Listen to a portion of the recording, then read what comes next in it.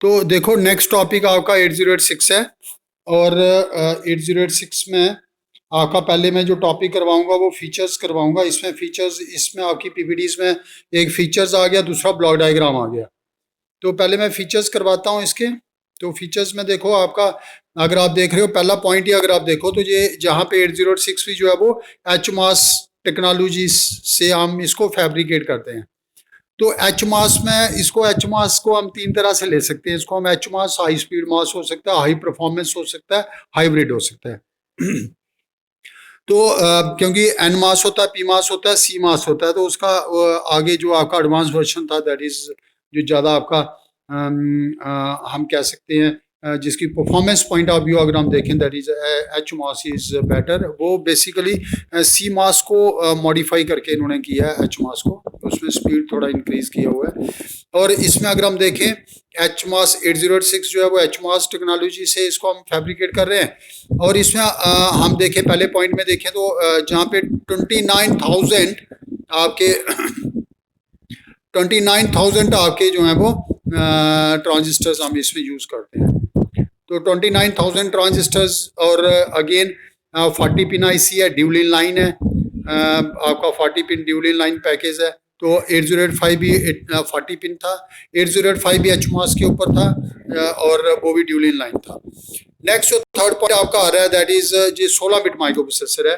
8085 आपका जो था वो आपका 8 बिट माइक्रो प्रोसेसर था। आपका 8 बिट माइक्रो प्रोसेसर है या 16 बिट माइक्रो प्रोसेसर है, उसका आपको कैसे पता चलता है?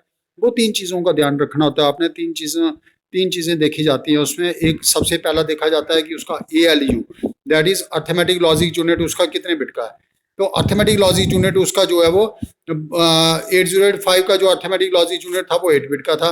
और जहाँ जो आपका अर्थमेटिक लॉजिक यूनिट है वो 16 बिट का है। इसका मीनिंग ये हुआ कि ये 16 बिट के ऊपर मैनिपुलेशन कर सकता है एट ए टाइम। 16 बिट को increment, decrement, addition, subtraction at a time 16 bit का कर सकता है। दूसरा, एक तो ALU 16 बिट का, दूसरा आपका आ गया इज इंटरनल रजिस्टर्स का साइज 16 बिट का है इसका।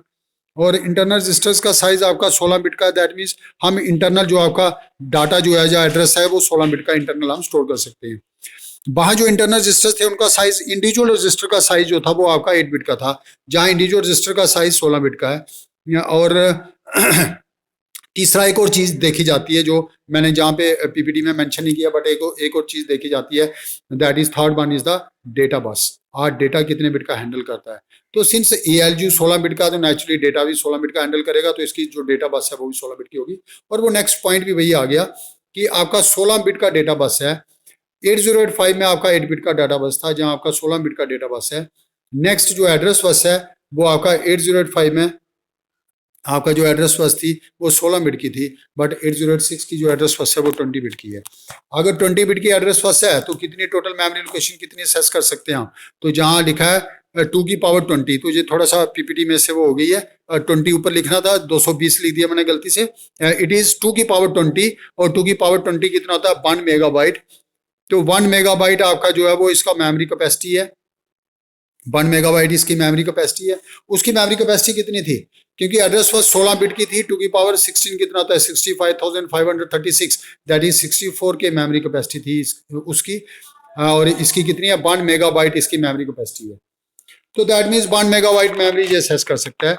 एक चीज मैं जहाँ पे आपको बता दूं, जैसे हम जहाँ पे मेमोरी का एड्रेस 20 बिट का है और इनपुट आउटपुट का एड्रेस कितने बिट का होगा? वो आपका 16 बिट का होगा। 8085 में इनपुट आउटपुट का एड्रेस 8 बिट का होता था, मेमोरी का एड्रेस 16 बिट का होता था। 8086 में इनपुट आउटपुट का एड्रेस जो है वो 16 बिट का है। That means total input output memory location, sorry, total input output कितनी लोकेशन एक्सेस कर सकते हैं?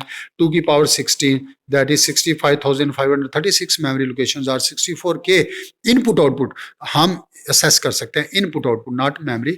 हम 64 के इनपुट आउटपुट असेस कर सकते हैं और 1 मेगाबाइट मेमोरी लोकेशन असेस कर सकते हैं। नेक्स्ट इसकी फ्रीक्वेंसी।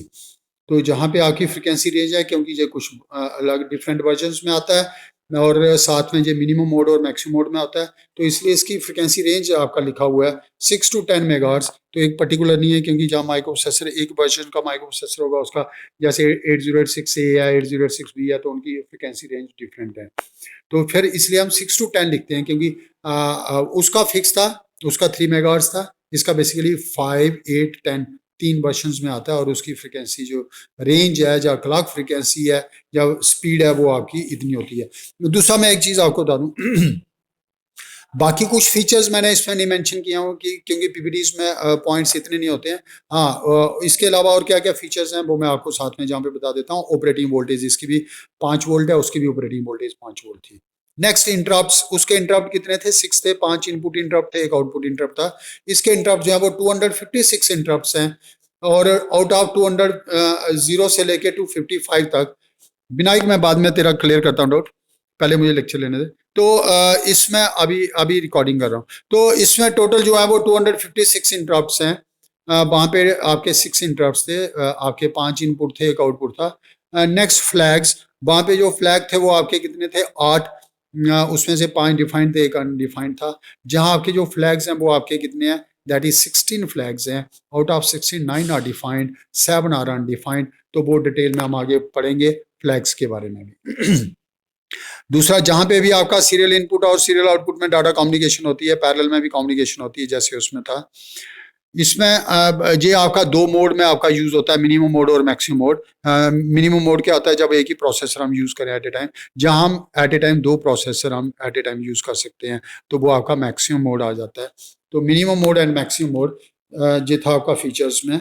और देन फ्लैग्स को हम आगे डिटेल में हम करेंगे। देन उसके बाद इंटरनल रजिस्टर्स का साइज वो हमने बता दिया। उसमें इंटरनल रजिस्टर का जो साइज था वो 8 बिट था, जहाँ इंटरनल रजिस्टर का साइज जो है वो 16 बिट का है। फ्लैग का जहाँ पे जो साइज है वो 16 बिट का है, जहाँ जो डाटा जो है वो आपका 16 बिट का है, जहाँ एड्रेस जो है वो 20 बिट का है। टोटल पिन्स 40 हैं। ऑपरेटिंग वोल्टेज 5 वोल्ट है। क्लॉक फ्रिक्वेंसी 6 से लेके आपकी जो है वो 10 मेगाहर्ट्ज है। और जहाँ पे आपका जो इंटरप्ट पिन्स हैं, जो इंटरप्ट्स हैं, इंटरप्ट पिन 2 हैं जहाँ पे, बट टोटल इंटरप्ट जो है वो 256 हैं। वहाँ पे आपकी 6 इंटरप्ट पिन्स थी और 6 ही इंटरप्ट थे आपके। और उसके अलावा आपके कंट्रोल सिग्नल्स थे, जहाँ पे भी कंट्रोल सिग्नल्स आएंगे। और ये आपका 2 मोड में आपका यूज होगा। इसके अलावा अगर हम देखें